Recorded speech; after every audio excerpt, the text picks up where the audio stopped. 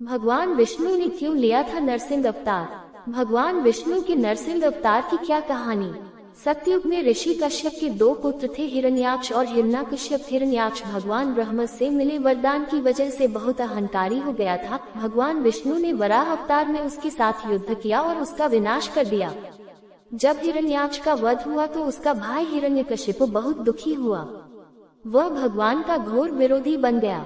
उसने अजय बनने की भावना से भगवान ब्रह्मा का कठोर तप किया।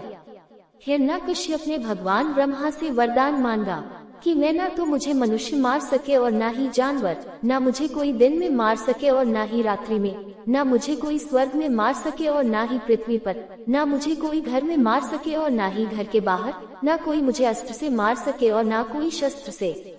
भगवान ब्रह्मा ने तथास्तु कहते हुए मांगे हुए वरदान के पूरा होने की बात कही। हिरण्यकशिपु का शासन बहुत कठोर था। उसके शासन से सब लोक और लोकपाल घबरा गए। कहीं और कोई सहारा न पाकर वे भगवान की प्रार्थना करने लगे। यहाँ तक कि वह अपने ही पुत्र प्रहलाद को भगवान का नाम लेने के कारण तरह तरह का कष्ट देने लगा। प्रहलाद बचपन से ही भगवान का परम भक्त था। प्रहलाद दूसरे बालकों को भी उसकी तरह भगवान विष्णु की आराधना करने के लिए प्रेरित करने लगा। धर्म उपदेश की बात सुनकर हिरण्यकशिपु बहुत क्रोधित हुआ। उसने प्रहलाद को दरबार में बुलाया।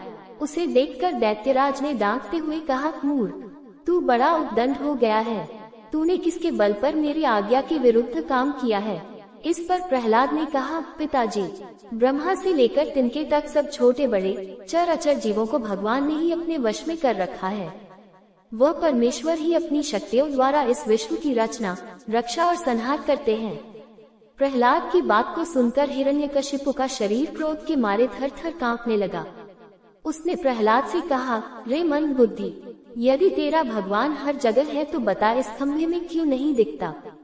ये कहकर क्रोध से तमतमाया हुआ वह स्वयं तलवार लेकर सिंहासन से कूद पड़ा। उसने बड़े जोर से उस खंभे को एक घूंसा मारा। उसी समय उस खंभे के भीतर से नरसिंह भगवान प्रकट हुए।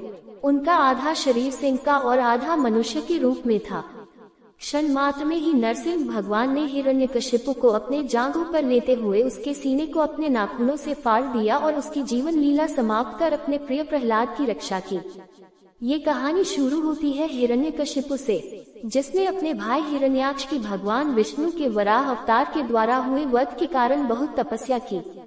ब्रह्मा जी से वरदान मांगा कि उसे कोई भी मार ना सके। ब्रह्मा जी ने कहा, ये संभव नहीं है। तो हिरण्यकशिपु ने मांगा, मुझे न कोई पुरुष मार सके, न कोई प्राणी, मुझे न जल में मारा जा सके, न स्थल में, मुझे न घर के अंदर मारा जा सके, न घर के बाहर, मुझे न दिन में मारा जा सके, न रात में, मुझे न कोई शस्त्र मार सके, न अस्त्र। ब्रह्मा जी ने कहा, तथास्तु। हिरण्यकशिपु ने सोचा उसने अमृतत्व प्राप्त कर लिया है। उसी के घर पैदा हुए भक्त प्रहलाद, जिन्होंने अपनी माता की कोख में ही विष्णु जी के बारे में नारद मुनि के द्वारा बातें सुनी, वो भी भगवान विष्णु के भक्त हो गए। जाहिर सी बात है, ये बात हिरण्यकशिपु को बहुत खली। उसने अपने पुत्र को बहुत समझाया, किंतु वो नहीं माना। हिरण्यकशिपु ने उसको मारने की कोशिश की, अपने पुत्र को, सिर्फ इसलिए कि उसको विष्णु, जिसे वो अपना शत्रु समझता है, उसमें श्रद्धा है। अनेकों प्रयत्नों के बाद भी हिरण्यकशिपु निष्फल रहा। भक्त प्रहलाद का हर बार चमत्कारिक बचाव होते रहा। इन चीजों से गुस्सा होकर एक दिन हिरण्यकशिपु ने प्रहलाद को कहा, किधर है तुम्हारा विष्णु? प्रहलाद ने कहा, हर जगह है मेरे विष्णु। हिरण्यकशिपु बहुत जोर जोर से हंसने लगा। पूछा, क्या इस खंबे में है? प्रहलाद मुस्कुराया, जी पिताजी, मेरे विष्णु इस खंबे में है। जाहिर सी बात है, ये बात हिरण्यकशिपु को बहुत खली।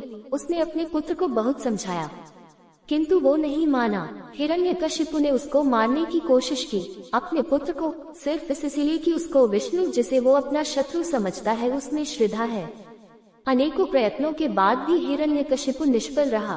भक्त प्रहलाद का हर बार चमत्कारिक बचाव होते रहा।